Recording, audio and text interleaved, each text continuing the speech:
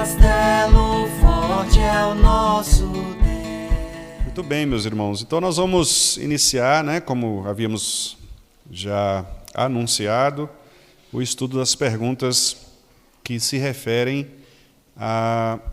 àquilo que o homem deve crer a respeito de Deus. Esta é uma seção bastante grande, do Catecismo Maior, que começa exatamente com o ser de Deus e os seus atributos, as pessoas da Trindade, Pai, Filho, e Espírito Santo, e depois entra nos aspectos relativos ao plano da salvação.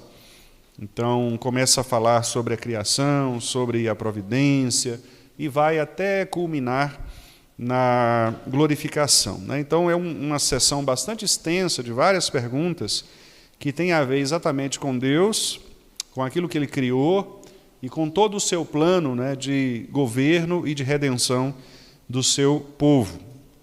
Então, hoje nós vamos começar a pergunta número 6. A pergunta número 6, que vai nos apresentar o que as Escrituras revelam acerca de Deus, a respeito de Deus. Já conseguimos projetar, Caio? Enquanto ele vai colocando lá, a pergunta é a seguinte: o que revelam as Escrituras acerca de Deus? E a resposta é: as Escrituras revelam o que Deus é, quantas pessoas há na divindade, os seus decretos e como Ele os executa. Vamos ler, meus irmãos, juntos então agora? Que revelam as Escrituras acerca de Deus? As Escrituras revelam o que Deus é, quantas pessoas há na divindade, os seus decretos e como Ele os executa. Então, é exatamente isso, que nós vamos começar a estudar a partir de agora, iniciando exatamente pela primeira parte, que é a revelação daquilo que Deus é. Então, a pergunta seguinte, que nós vamos ver daqui a pouco, vai exatamente começar a apresentar quem é esse Deus. Depois vai falar acerca da divindade, Pai, Filho e Espírito Santo.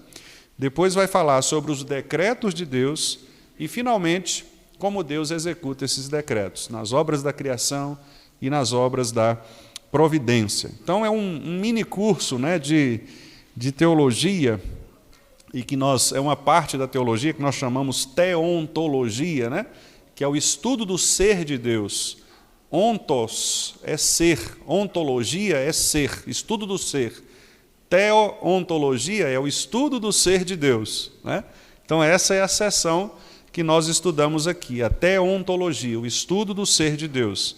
Naturalmente, meus amados irmãos, que nós somos absolutamente incapazes de estudarmos Deus, não é verdade? Somos absolutamente incapazes. Então, tudo que nós vamos falar aqui, na verdade, parte daquilo que nós encontramos nas Escrituras, na palavra de Deus, Porque nenhum de nós, por mais inteligente que seja, por mais conhecedor que seja, tem condições de minimamente apresentar qualquer coisa, qualquer atributo, qualquer perfeição do Deus que é, como nós veremos, absolutamente infinito.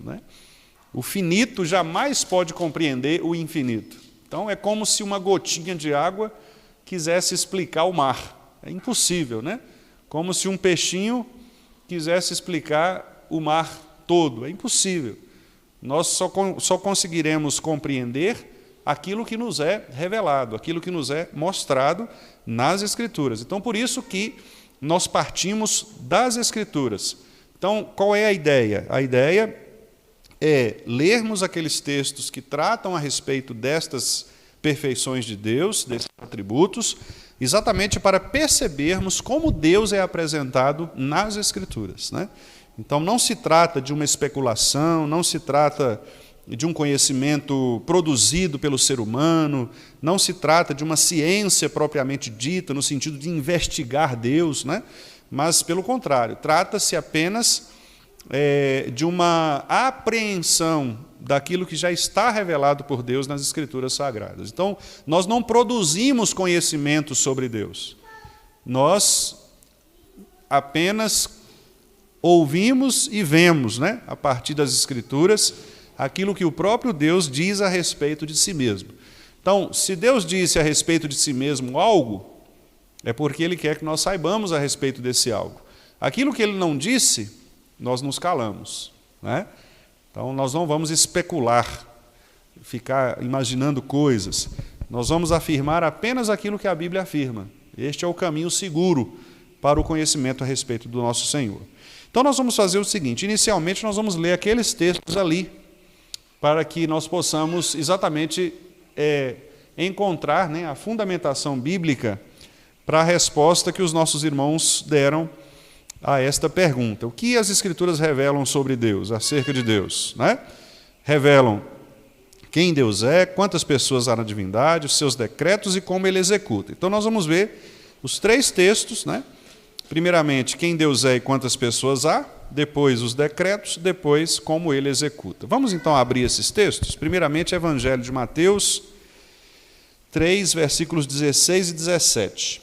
Nós perceberemos aí a Trindade Santíssima, Deus Filho, Deus Pai e Deus Espírito Santo, manifestados nestes 2 versículos do Evangelho segundo Mateus, no episódio, né, que se refere ao batismo do nosso Senhor Jesus Cristo. Então, Mateus 3, 16 e 17. Vamos ler juntos? Batizado Jesus, saiu logo da água, e eis que se lhe abriram os céus, e viu o Espírito de Deus descendo como pomba, vindo sobre ele. E eis uma voz dos céus que dizia: Este é o meu Filho amado, em quem me comprazo. Então, aqui claramente nós temos as 3 pessoas da Santíssima Trindade. Deus Filho, que está sendo batizado, né? Jesus homem, Deus. Depois, o Espírito de Deus, e esse Deus é o Pai, porque lá no versículo 17, esta voz, né, diz: Este é o meu Filho, então é a manifestação do Pai. E o Espírito Santo, né, que é o Espírito de Deus que desce como pomba. Então, aqui nós temos a Trindade Santíssima sendo anunciada visivelmente aos olhos daqueles que estavam naquele episódio do nosso Senhor Jesus. Então, obviamente, o Espírito, né, como nós veremos na pergunta número 7, o fato de Deus ser Espírito, ele não pode ser visto, né? O Espírito, ele é invisível. Por isso que o texto diz aqui, descendo como pomba, né? Porque esta foi uma maneira que o evangelista conseguiu captar a ideia da presença, da manifestação de Deus na pessoa de Jesus Cristo. Então, o Espírito desce e uma voz é ouvida. Esta voz é a voz do Pai. Este é o meu Filho amado, em quem tenho prazer, né? Em quem eu me comprazo. Então, Filho, Espírito e Pai aqui, nestes versículos e neste episódio tão importante que foi exatamente a consagração do nosso Senhor Jesus Cristo ao batismo. Agora nós vamos ver que as Escrituras revelam os decretos de Deus. Vamos abrir lá o profeta Isaías, livro do profeta Isaías, capítulo 46, versículos 9 e 10. Isaías 46, 9 e 10. As Escrituras revelam os decretos de Deus. Nós vamos ver isto mais à frente, mas o que são os decretos de Deus, né? Só para os irmãos saberem ou se lembrarem, né? A pergunta número 12 vai tratar disso, então por isso que nós vamos deixar para depois, mas só para os irmãos entenderem. O que são os decretos? São todos os atos de Deus, os atos de governo de Deus. Desde a eternidade, o Senhor, Ele destinou antes todas as coisas que deveriam acontecer. Então, isso é que nós chamamos de decretos de Deus. Deus decretou, como um rei que Ele é, né? Como um governador. Literalmente, Ele decreta, Ele faz um decreto, né? Ou seja, Ele estabelece a regra de tudo o que vai acontecer. Por isso é que não cai um pardal se não for da vontade de Deus, cabelos das nossas cabeças estão contados. Por quê? Porque os decretos de Deus determinam todas essas coisas. Então é a maneira sábia, santa, toda poderosa de Deus governar todas as coisas por meio da sua palavra, né? Dos seus decretos, das suas leis. Então isso é que são decretos. As Escrituras revelam esses decretos, certo? Vamos ler então Isaías 46, 9 e 10? Vamos lá. Lembrai-vos das coisas passadas da antiguidade, que eu sou Deus e não há outro. Eu sou Deus e não há outro semelhante a mim, que desde o princípio anuncio o que há de acontecer e desde a antiguidade as coisas que ainda não sucederam, que digo, o meu conselho permanecerá de pé, farei toda a minha vontade. Texto precioso, né? Então o profeta dizendo claramente, trazendo aí a voz de Deus, né? Eu sou Deus, não há outro Deus, não há semelhante a mim.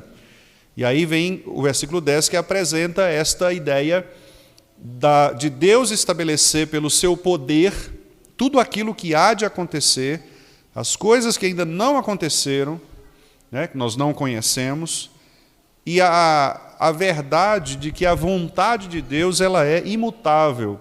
Deus cumprirá sempre a sua vontade em todas as coisas. Então, claramente o versículo 10 nos diz isso. Desde o princípio, eu digo, eu anuncio, eu revelo aquilo que há de acontecer, né?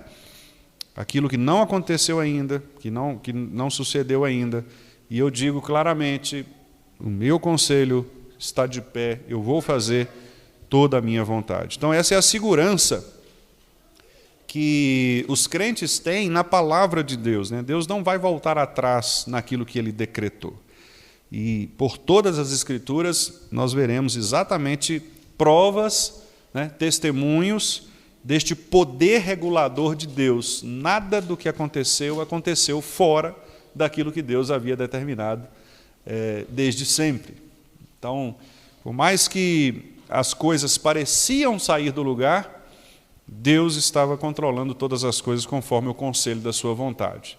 Então, por exemplo, José, com 17 anos, foi jogado no buraco pelos seus irmãos, foi preso, levado como escravo, quer dizer, toda aquela situação que nós conhecemos, até chegar ali naquele posto importante diante de Faraó, para depois salvar a sua família da fome, né, e toda a região do Egito e toda a região da sua família.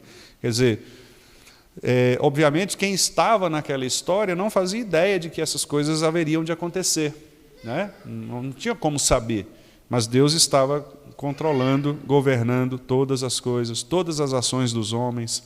Deus estava controlando o coração dos irmãos de José, controlando o coração de Rúben, que disse, olha, não vamos matá-lo não, vamos dar um susto nele, mas não vamos matá-lo. Deus estava controlando o coração dos ismaelitas que passaram e carregaram José, do padeiro e do copeiro que lá na prisão tiveram contato com José, da mulher de Potifar que mandou José para a cadeia. Ou seja, todos esses eventos Deus está controlando, né?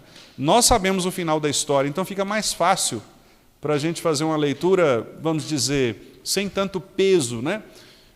De angústia por tudo aquilo que José passou. Mas José estava no problema, ele não sabia do problema, da solução, né? Então, são muitas as histórias que Deus revela ao longo das Escrituras, exatamente para mostrar que Ele governa tudo, né? E todos os eventos, todas as circunstâncias e também as suas criaturas. E, finalmente, irmãos, como Deus executa os seus decretos? Vamos ver aí Atos, capítulo 4, versículos 27 e 28. Como Deus, Ele executa os seus decretos. Nós vamos ler o 26 também, só para fazer sentido, para a gente não começar no meio do texto, né? 26, 27 e 28, Atos 4. Vamos lá? Levantaram-se os reis da terra e as autoridades ajuntaram-se a uma contra o Senhor e contra o seu ungido, porque verdadeiramente se ajuntaram nesta cidade contra o teu santo servo Jesus, ao qual ungiste Herodes e Pôncio Pilatos, com gentios e gente de Israel, para fazerem tudo o que a tua mão e o teu propósito predeterminaram. Olha que interessante. Então, Herodes, Pôncio Pilatos, estas pessoas, elas agiram com responsabilidade. A responsabilidade da atitude, da decisão é de cada um deles, né? Herodes foi responsável pelo que fez, Pilatos foi responsável pelo que fez, mas esta responsabilidade, estas ações deles foram exatamente para cumprir os decretos de Deus, para fazerem tudo o que Deus havia predeterminado. Então, existe uma má compreensão, meus irmãos, às vezes, da palavra, né, da teologia, da predestinação. Algumas pessoas, elas reduzem a predestinação ao aspecto da salvação. Mas a predestinação, ela tem muito mais do que só a salvação, né? Predestinar é considerado como exatamente esta maneira de Deus executar os seus decretos. Porque Deus predestinou todas as coisas, não apenas aqueles que serão salvos. Então, às vezes, as pessoas encaram diferentemente, né? Elas acham que, quando a gente fala de predestinação, nós estamos falando só de salvação. O fato de Deus salvar alguns e excluir outros. Isto é também verdade, faz parte, mas não é só isso. A doutrina da predestinação implica também o fato de que Deus predestinou todas as coisas, não só a salvação. Então, por exemplo, o fato de nós estarmos aqui hoje faz parte da predestinação de Deus. O nosso Deus predestinou que este evento, que esta situação, que estas ocorrências aqui, elas acontecessem, né? Então, não só apenas no campo da salvação, né, que a gente chama de soteriologia, que é a doutrina da salvação, mas também no campo do governo, da providência, do ato de Deus guiar, governar, sustentar, prover todas as coisas. Então, crer na doutrina da predestinação é mais do que simplesmente crer na doutrina da escolha salvífica, né?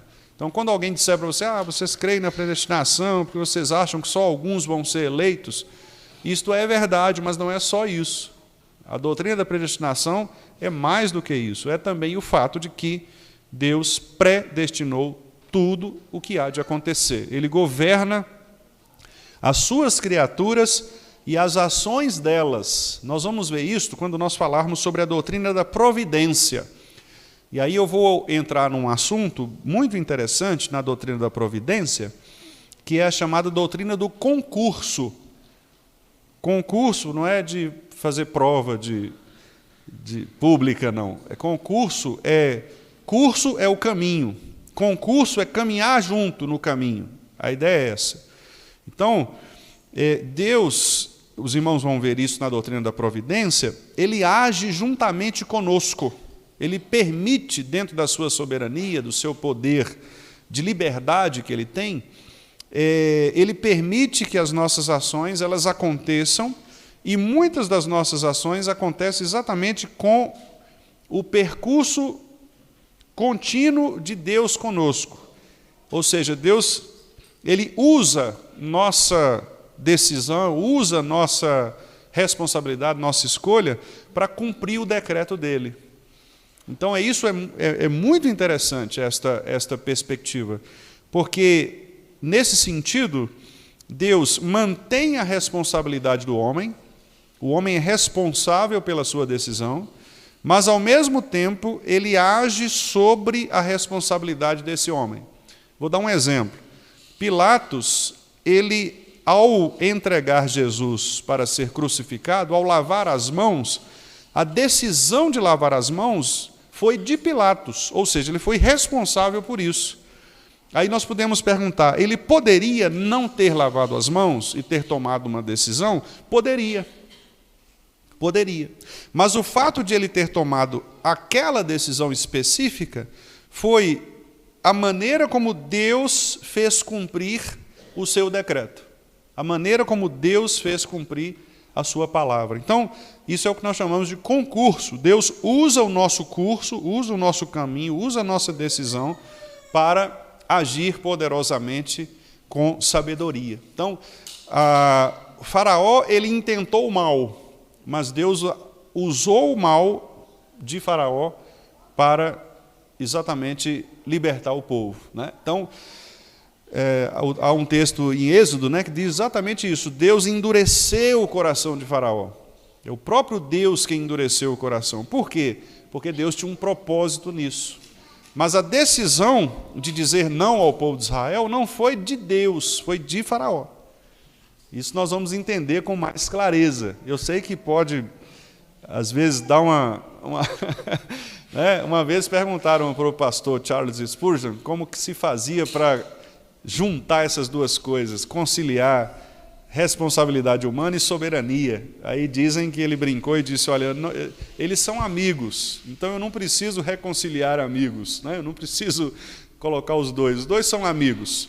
O que o Spurgeon quis dizer é que na Bíblia nós temos as duas coisas, a responsabilidade humana e a soberania. Aí se você apertar muito e falar assim, pastor, como é que isso funciona? Aí eu vou ter que dizer para você, não sei. Porque realmente há coisas que nós não tem como saber. A nossa lógica não vai conseguir explicar tudo, exatamente porque Deus é infinito, como nós acabamos de dizer aqui, né?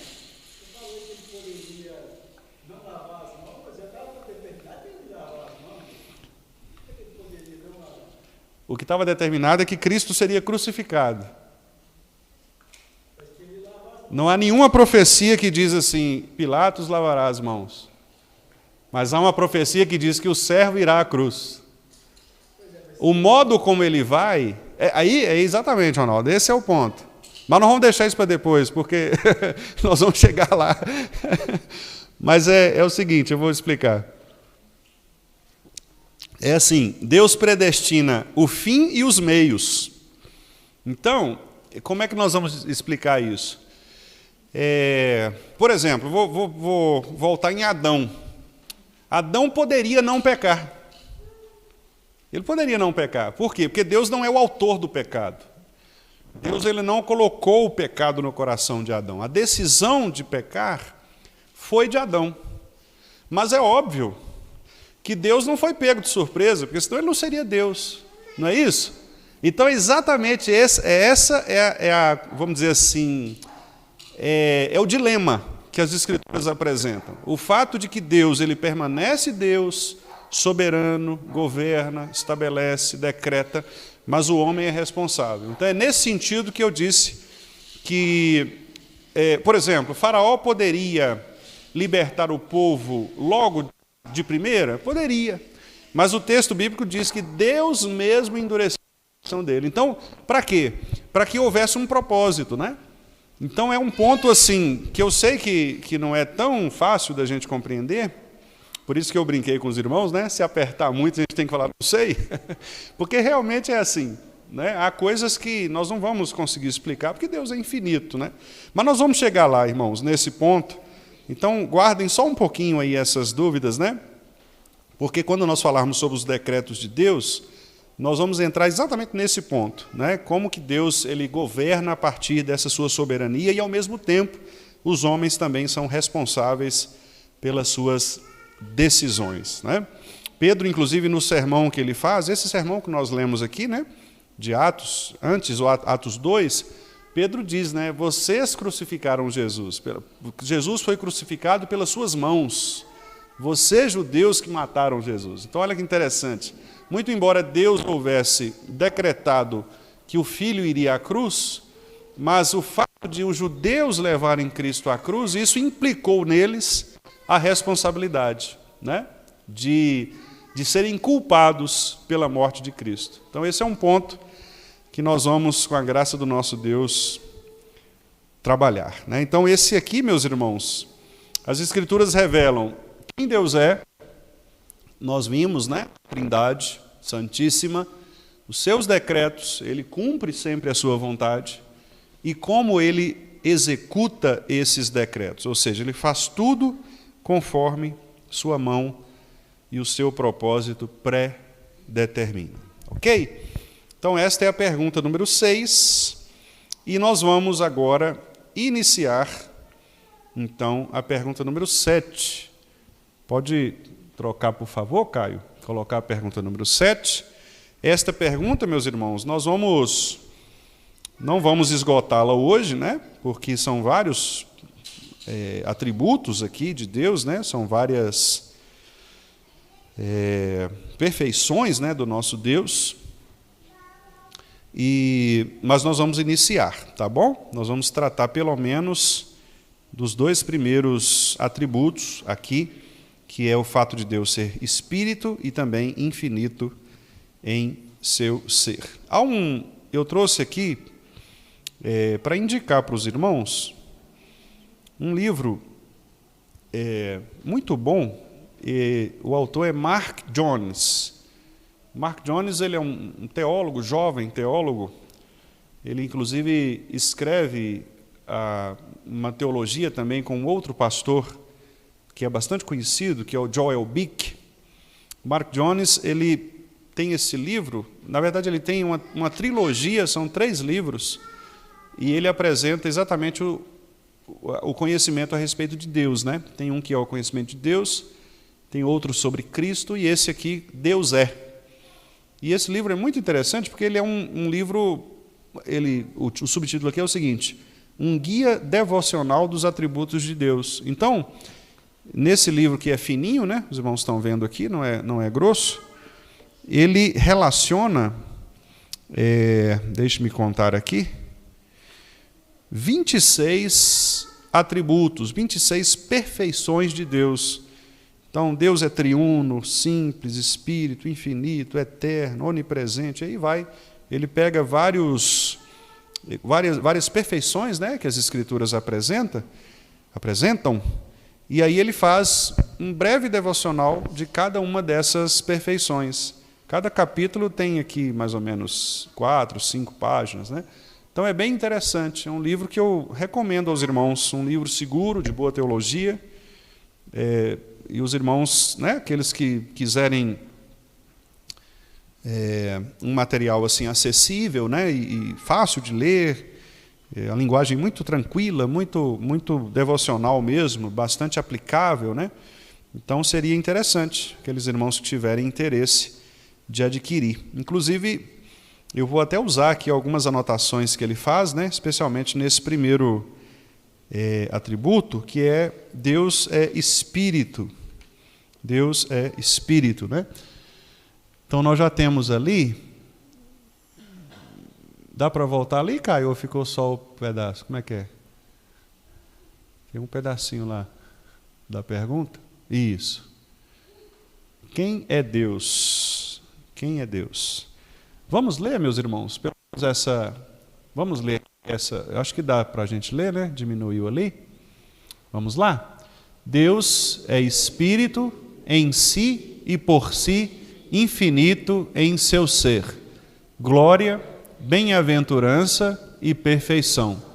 Todo suficiente, eterno, imutável, insondável, onipresente, infinito em poder, sabedoria, santidade, justiça, misericórdia e clemência, longânimo e cheio de bondade e verdade. Maravilha, né? Tantas perfeições e devem encher o nosso coração, né, meus irmãos, de reverência, né, por este Deus que é santíssimo. Então, inicialmente, o catecismo diz que Deus é Espírito. E o texto que é utilizado aí é aquele texto que os irmãos conhecem bem, que é o texto do Evangelho de João, capítulo 4. Nós vamos abrir lá, naquela conversa que Jesus teve com aquela mulher. E na conversa, então, Jesus faz exatamente esta afirmação: Deus é Espírito. Então, João 4, 24.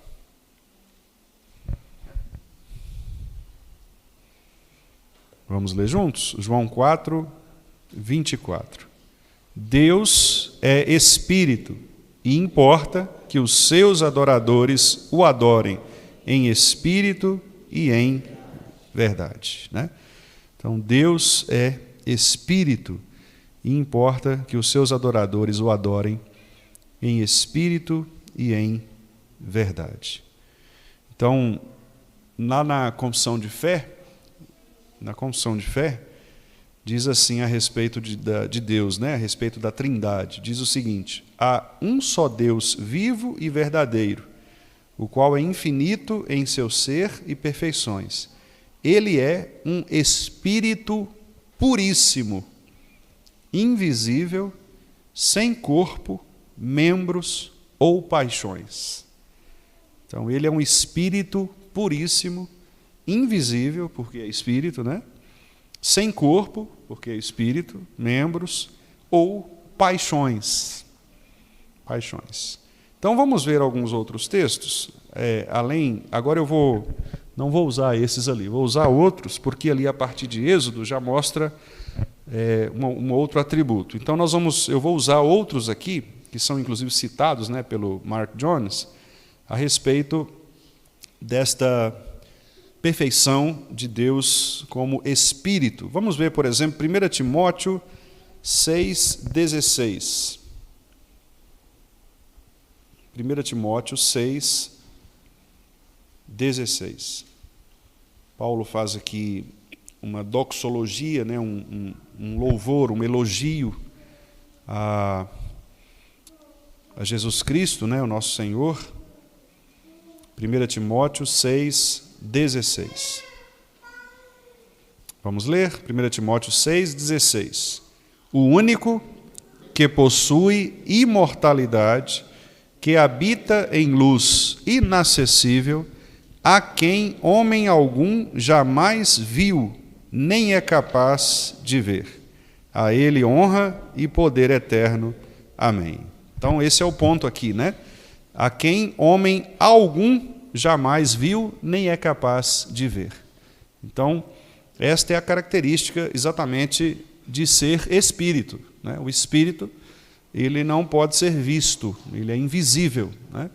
Por isso, Paulo está aqui dizendo a Timóteo que esse Deus, o Senhor dos senhores, né? O Rei dos reis, ele habita em luz inacessível, ele é espiritual, homem nenhum pôde ver, nem antes e nem depois. Vamos ver também o Evangelho de João, capítulo 1, versículo 18. João 1, 18.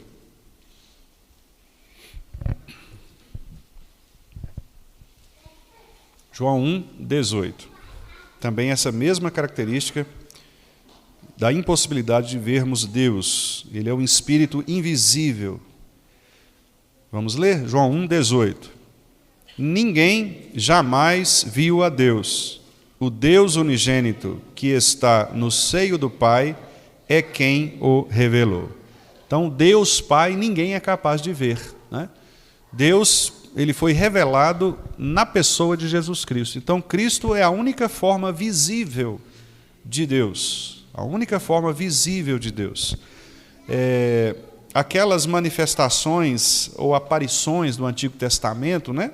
Como, por exemplo, a sarça ardente, a fumaça que enchia o templo, a nuvem de fogo, a coluna de fogo, a nuvens de fumaça, trovões, relâmpagos, todas essas manifestações que nós costumamos chamar de teofanias, né, que são aparições de Deus, elas apontavam para o ser de Deus, mas obviamente elas não revelavam Deus de maneira completa, né? Obviamente que elas não revelavam Deus, ou seja, não se pode dizer que a sarça era Deus, porque Deus não pode ser contido, né, naquele elemento material visível. Nós não podemos dizer que a fumaça era Deus, ou que a arca da aliança era Deus. O que nós podemos dizer é que estas manifestações, estas coisas físicas, visíveis, né, sensíveis, elas revelavam, apontavam para perfeições de Deus, mas elas não eram Deus. O único que nós podemos dizer que é Deus é aquele que revelou Deus de maneira completa, de maneira perfeita, de maneira plena, que é Jesus Cristo, nosso Senhor. É isto que João está dizendo, né? Ninguém jamais viu a Deus. Porque alguém poderia perguntar, uai, mas e no Antigo Testamento, quando havia aquelas aparições, né? Então ali não era Deus, era o quê? Eram manifestações divinas, eram sombras, né? Como diz o escritor aos Hebreus, que apontavam para aquilo que viria, mas não era o Deus propriamente, porque Deus não pode ser contido nestas coisas, né? Aliás, Paulo disse isso lá no discurso que ele fez em Atenas. Deus não pode ser contido por mãos humanas, ele não pode habitar num templo feito por mãos humanas, por um santuário humano, né? Então é impossível que isso aconteça. O único que reuniu Deus perfeitamente foi Jesus Cristo, nosso Senhor. Então, alguém quer ver Deus, só é possível na pessoa de Jesus, né? Aqueles irmãos nossos que conviveram com Jesus, que andaram com Jesus, eles viram Deus. Nós veremos Deus quando estivermos no céu com o nosso Senhor. Hoje, de que maneira nós podemos ver a manifestação de Deus? Na revelação da Santa Escritura, da Palavra, que é a revelação de Jesus Cristo, nosso Senhor. Então, aqui nós podemos ver a revelação de quem Deus é, que é exatamente a pergunta anterior. As Escrituras revelam quem Deus é. Então, é esta revelação que nós conhecemos. Vamos ver também, meus irmãos, 1 Timóteo, novamente, só que agora no capítulo 1, versículo 17. Novamente, Paulo faz uma doxologia, né, um elogio a Deus, e ele diz novamente que Deus é também invisível. 1 Timóteo 1,17. Leiamos. Ao Rei eterno, imortal, invisível, Deus único, honra e glória pelos séculos dos séculos. Amém. Então, aí a palavra invisível, né, que é o tópico aqui, que é exatamente o Deus que é espírito e, por isso, necessariamente invisível. Então, se alguém disser para você que está vendo algum espírito, essa pessoa está com algum problema, né? Porque espírito não se vê. Espírito não se vê. Espírito é invisível, é uma característica do ser espiritual. Então, Deus é espírito. Deus não pode ser visto, né? Não pode ser visto. Nós sabemos pelas Escrituras que Moisés pediu para ver a glória de Deus. Vamos lá nesse texto? Os irmãos conhecem, mas é sempre bom nós nos lembrarmos. Está em Êxodo, capítulo 33. 33, 18, né? Nós vamos ler o 18 e o 20. 18 e 20. Êxodo 33, 18 e 20. 18. Vamos ler? Então ele disse: rogo-te que me mostres a tua glória. E aí o 20. E acrescentou: não me poderás ver a face, porquanto homem nenhum verá a minha face e viverá. Então, claramente, o Senhor disse a Moisés: é impossível que qualquer homem me veja, porque ele é espírito, né? E a maneira como Deus se manifesta ali é apenas mostrando a Moisés uma porção mínima da sua glória, né? E a glória de Deus, conforme nós veremos na sequência da pergunta, quando nós falarmos ali sobre glória, né? Nós veremos que glória é exatamente esta manifestação brilhante, por assim dizer, sublime do nosso Deus, né? É a maneira iluminada pela qual o Senhor se manifesta. Então, a glória era exatamente aquilo que enchia a presença, que enchia o ambiente com a presença de Deus. Por isso, quando Isaías estava lá naquela situação de ser chamado pelo Senhor, ele percebeu, né, que a glória do Senhor encheu o templo.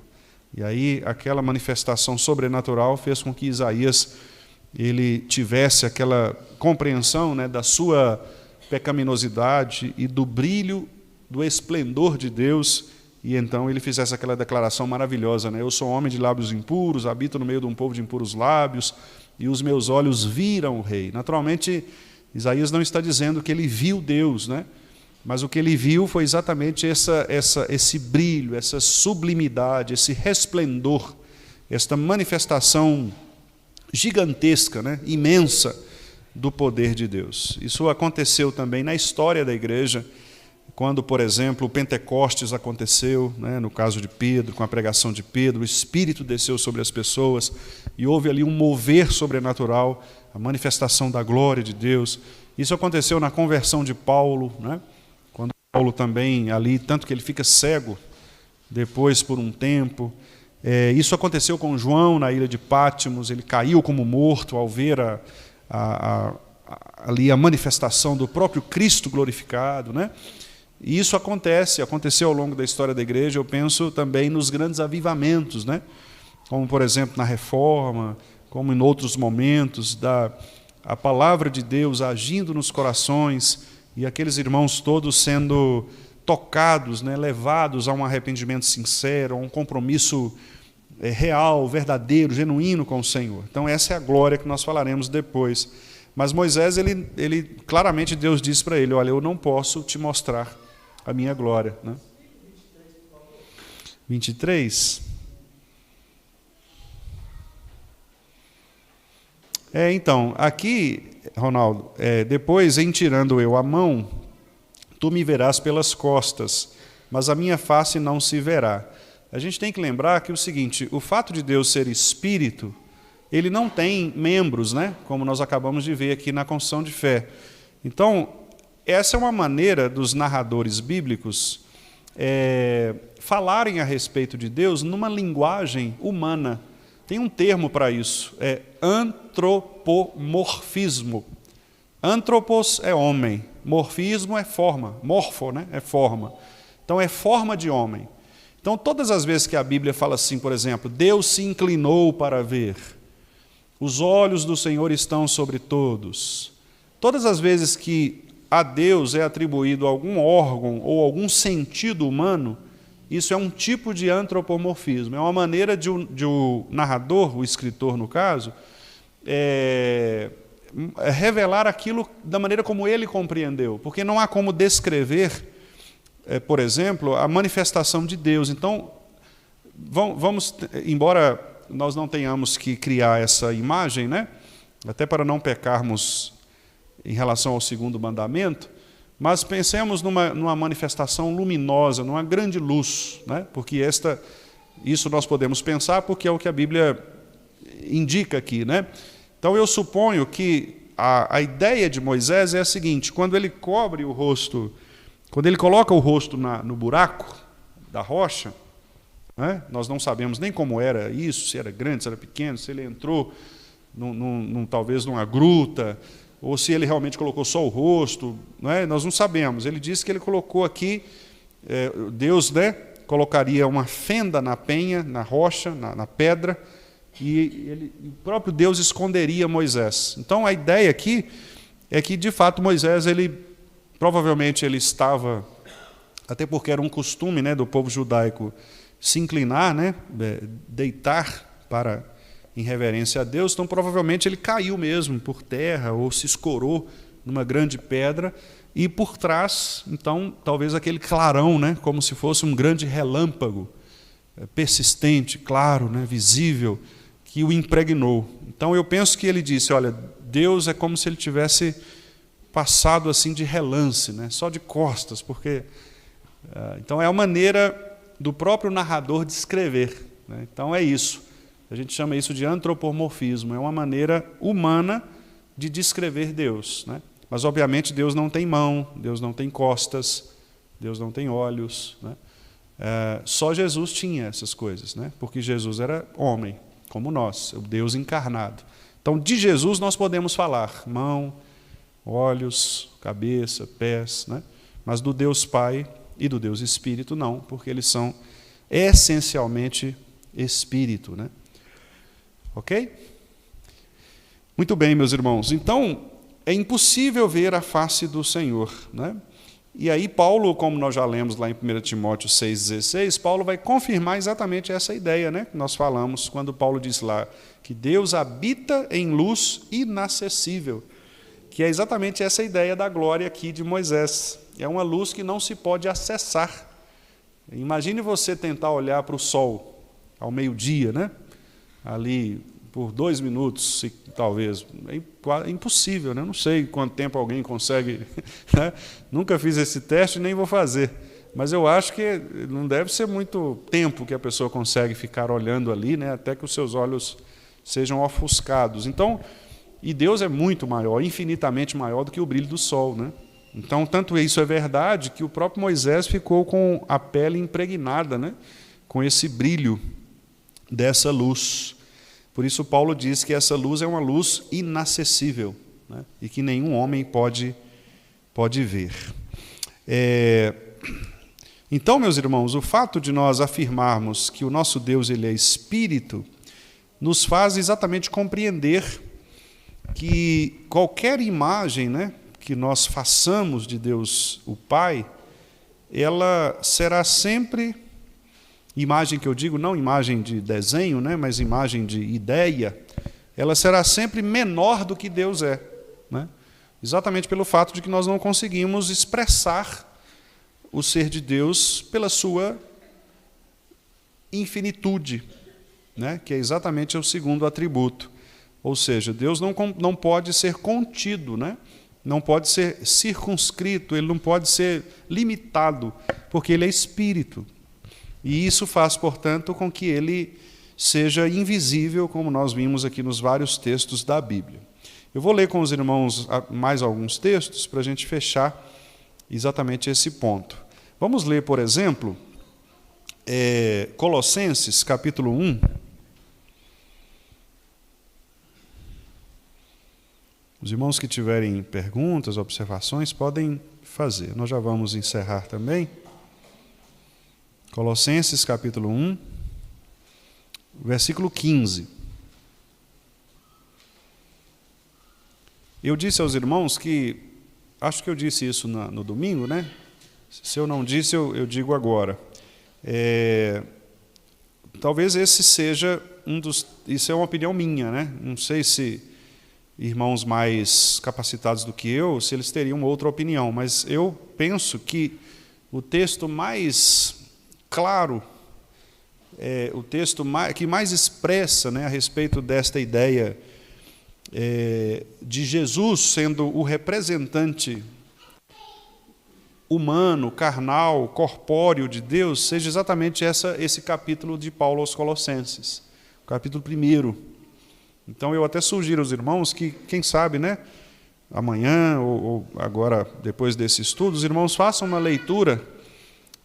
Podem fazer de toda a carta aos Colossenses, porque é uma carta curta, inclusive, né? Os irmãos podem ler várias vezes, ela é pequenininha, mas leiam especialmente os capítulos 1 e 2. Os irmãos verão que maravilha é esta expressão que Paulo faz a respeito de Jesus Cristo.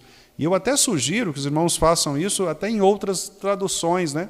Hoje é fácil, tem aplicativos que você pode ter traduções diferentes na internet, né? Aqueles que não têm aplicativos podem buscar outras traduções para que os irmãos percebam a riqueza, né, de detalhes com que Paulo expressa a respeito de Jesus Cristo e dessa conexão que Paulo faz entre Deus o Pai e Cristo visível, né? Deus que é invisível, que é Espírito, e o Cristo que é visível e que permanece Deus em todas as coisas. Por exemplo, este versículo aí que nós vamos ler agora, que é o versículo 15. Aliás, nós vamos ler o 15 e o 16, exatamente para fazer esse sentido, né, de coisas visíveis e invisíveis. Vamos ver? Colossenses 1, 15 e 16. Vamos lá. Este é a imagem do Deus invisível, o primogênito de toda a criação, pois nele foram criadas todas as coisas, nos céus e sobre a terra, as visíveis e as invisíveis, sejam tronos, sejam soberanias, quer principados, quer potestades. Tudo foi criado por meio dele e para ele. Magnífico, né? Aqui Paulo está falando a respeito de Jesus. O pronome este, que aparece no versículo 15, é relativo a Jesus. Este quem? Jesus. Jesus é a imagem do Deus invisível. Então, a única imagem, né, que nós temos do Deus invisível, a imagem real, física, completa, é Cristo. Cristo é a imagem do Deus invisível. Então, alguém quer ver Cristo, ou melhor, quer ver Deus, deve olhar para Cristo. E como eu disse aos irmãos, não o Cristo que é desenhado, né? O Cristo que é pintado pelas teologias antibíblicas, né? E que quebram, inclusive, o segundo mandamento, mas pelo Cristo que é mostrado nas Escrituras. Esta é a imagem do Pai, né? Então, quem é Cristo? Ao conhecermos Cristo, nós conhecemos o Pai. Vamos ler mais 2 ou 3 textos aqui para a gente finalizar. Por exemplo, João, Evangelho de João, capítulo 14, versículo 20. Pois não? Sim, lê.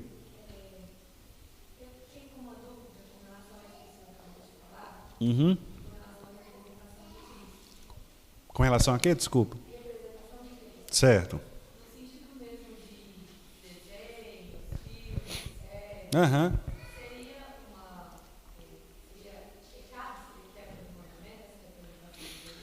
Então, Lê, essa pergunta, a resposta a esta pergunta divide opiniões. Eu vou ser sincero com você.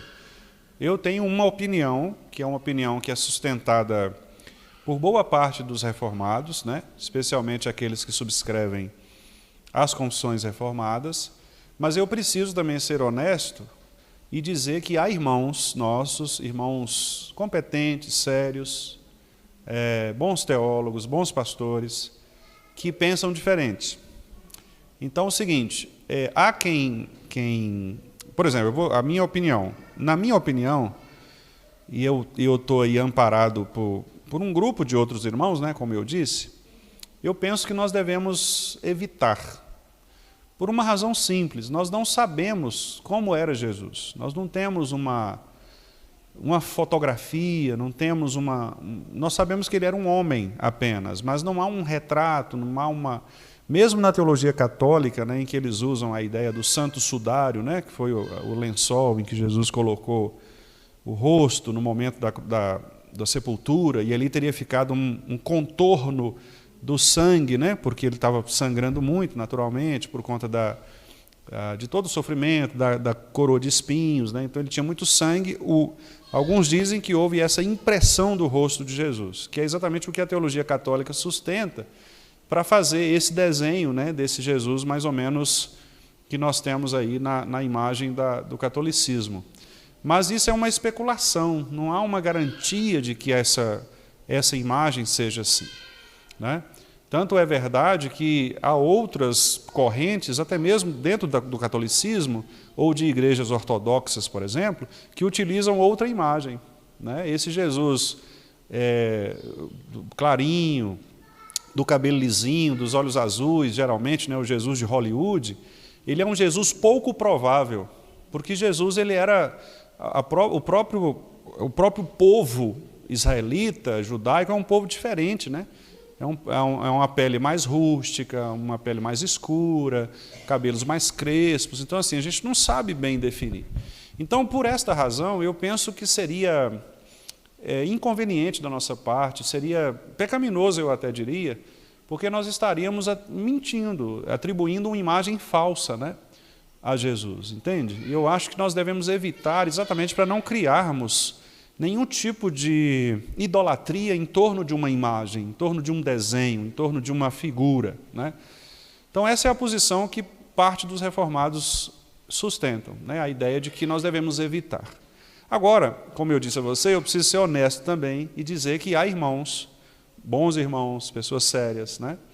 Eu estou insistindo nisso porque, assim, se fossem teologias ruins, aí mas não são. Há irmãos sérios, de boa teologia, que entendem o seguinte, que para fins didáticos, para o ensino de crianças, por exemplo, a figura de um homem, ela seria didaticamente importante para a criança, né? A posição da IPB, da Igreja Presbiteriana do Brasil, até hoje é esta. É de que para fins didáticos. Só que há uma recomendação, e eu até participei disso na época, porque a gente até participou de uma discussão em torno disso. Há uma recomendação para a nossa editora, a Cultura Cristã, para que as revistas, os materiais para crianças evitem fazer o rosto, a face de um homem. Então, eu me lembro bem que a professora Márcia Barbucci, que é quem é responsável na editora pela fabricação do material de crianças, eu me lembro de uma conversa, eu estava com eles, inclusive, na hora, do reverendo Cláudio, que é o editor, dizer o seguinte, falou, olha, vamos fazer contornos. Então, assim, pegar um recorte lateral ou de costas, de maneira que não desenhe a face, né? Para que a criança não tenha a ideia de que aquele é Jesus. Por exemplo, a criança olhar para um desenho e dizer, olá, Jesus, entendeu? Então, para se evitar essa questão. Então, assim, há quem pense que, para fins didáticos, seria possível fazer esse tipo de desenho, entende? Eu penso que é possível você ensinar crianças sem a necessidade de ter esses desenhos. Por exemplo, fazendo esse tipo de... Eu acho que, por exemplo, se você faz um contorno, algo assim que não evidencia a face, por exemplo, não acho que seja pecado, entende? Eu pergunto porque tem uma série, não sei se os irmãos conhecem, que se chama The Chosen. Ela conta a história. Então, sim. E é o intuito todo, né? Pois é, recentemente eu até participei de uma discussão em que um grupo de pastores até ficaram chateados porque um outro pastor, né, teria indicado essa série. E aí eles disseram, olha, não dá para indicar porque quebra o mandamento e tal. Então é o que eu estou te falando, assim, não é um consenso, entende? Não é um consenso. Assim, eu estou expressando a minha visão, minha opinião. Eu preciso dar a minha visão, né? Eu preciso me posicionar. Os irmãos podem ficar tranquilos que eu nunca ficarei em cima do muro. Eu sempre daria a minha opinião, né? E eu estou fazendo isso. Eu acho que não se deve desenhar, não se deve fazer, devemos evitar. Eu, por exemplo, já assisti séries, já assisti filmes, né? A Paixão de Cristo, por exemplo, do Gibson, eu assisti, até participei de debates sobre isso. Então, assim, a gente peca fazendo essas coisas, eu acho que é possível a gente pecar fazendo essas coisas. Então, eu acho que a gente deve evitar, sabe? Agora, não quer dizer, eu acho que a gente também não pode ser assim, legalista, no sentido, por exemplo, aí eu tenho uma revistinha da escola dominical, e aí abri lá e teve um desenho de Jesus, aí eu pequei, vou ter que... Eu não penso que também é assim, entendeu? Eu acho que tudo tem que ser explicado para que as crianças, principalmente, para nós talvez seja mais fácil, né? Mas para as crianças, principalmente, assim, o que deve ficar claro para elas é o seguinte, olha, aqui é um homem, mas esse homem aqui não é como era Jesus. Jesus não tinha esse rostinho aqui. Esse rostinho é só uma maneira de representar um homem. Tá certo? Então, para que ela saiba que Jesus não é aquela fotinha lá, não é aquele que está na Igreja Católica, não é aquele que está nas camisas das pessoas, entendeu? Então, esse é o cuidado que eu penso que a gente precisa ter, para não criar essa idolatria da imagem, entendeu? Então, esse eu acho que a gente precisa ter cuidado. E se for o caso de assistir uma série, por exemplo, para conhecer, até mesmo para ter uma leitura, vamos dizer, crítica, né? Porque eu acho que é importante a gente ter uma leitura crítica, também não acho que seja pecado, por exemplo, você assistir a série para fazer uma leitura crítica, inclusive para aconselhar pessoas, né? Olha, deve assistir, não deve assistir, isso está certo, isso está errado. Entendeu? Eu acho que para fins assim, de estudos, de análise, não acho que você estaria pecando contra o Senhor. Você entendeu? Então, eu acho que é um nível assim daquilo que Paulo fala, né? De você ter o limite entre o pecar e o não pecar. Uma questão de consciência, entende? Exato. Eu acho que isso tem a ver um pouco com isso. Não é uma resposta fácil, eu sei, não é uma pergunta simples, né? Mas essa é a minha opinião.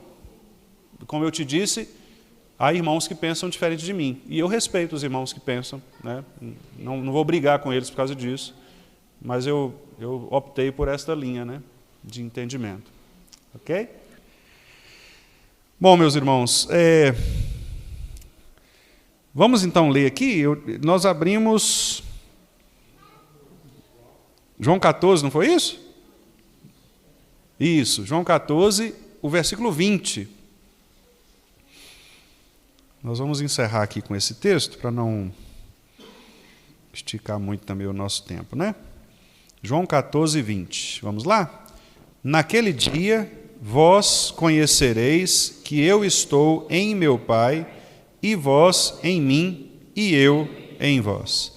Quer dizer, por que esse versículo é importante? Porque, naturalmente, Jesus está falando aqui no sentido espiritual, né? Porque Jesus não pode estar em nós corporalmente falando. Ele não está no Pai corporalmente falando. Ele está no Pai e em nós espiritualmente falando, né?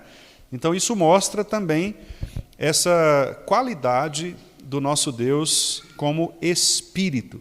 Então, para fechar, meus irmãos, esse primeiro atributo, né? Nós resumimos dizendo o seguinte: o nosso Deus, ele não pode ser visto, contido, desenhado, limitado, não é? Ele não pode ser percebido. Então, por exemplo, não tem como você dar um passo e se esbarrar em Deus, não é? Porque ele é Espírito, ele preenche todas as coisas, é a onipresença, que, aliás, a gente vai ver também depois, né? Então, o fato de Deus ser Espírito, aí eu volto lá no primeiro texto que a gente leu, João 4, 24. O que Jesus disse para a mulher? Deus é Espírito e importa o quê? Que os seus adoradores o adorem como? Em Espírito. Olha só que importante isto. Porque o que significa isso? Significa que a nossa adoração a Deus, ela nunca pode estar associada a coisas materiais, a objetos. Por isso que nós, reformados, não temos nada de objeto. Nós não entramos, por exemplo, na igreja segurando uma cruz, não é? Os presbíteros entram no dia da ceia carregando uma cruz, por exemplo, não é? Nós não adoramos com coisas físicas, nós adoramos espiritualmente. Nós não precisamos ver para adorar, esse é o ponto. Então, por isso que a igreja protestante, a igreja reformada, ela não tem nada além daquilo que é necessário, que é o púlpito, onde a palavra é exposta, a mesa, né?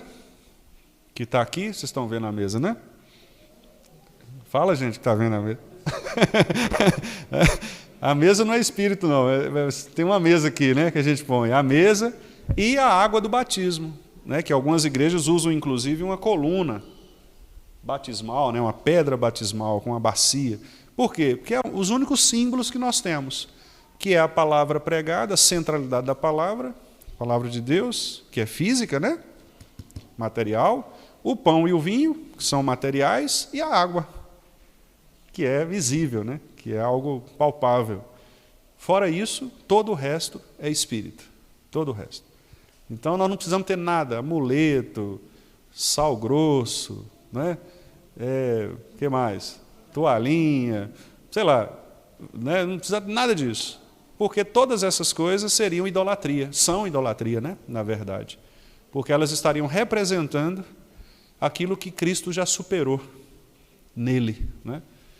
Então é isso, meus irmãos. Nós vamos voltar, né, com a graça de Deus, a esse ponto também, porque quando nós falarmos sobre outros atributos, como, por exemplo, a onipresença, a infinitude, né, nós também sempre voltaremos neste aspecto, né, da espiritualidade do nosso Deus e Pai. Alguma consideração, meus irmãos?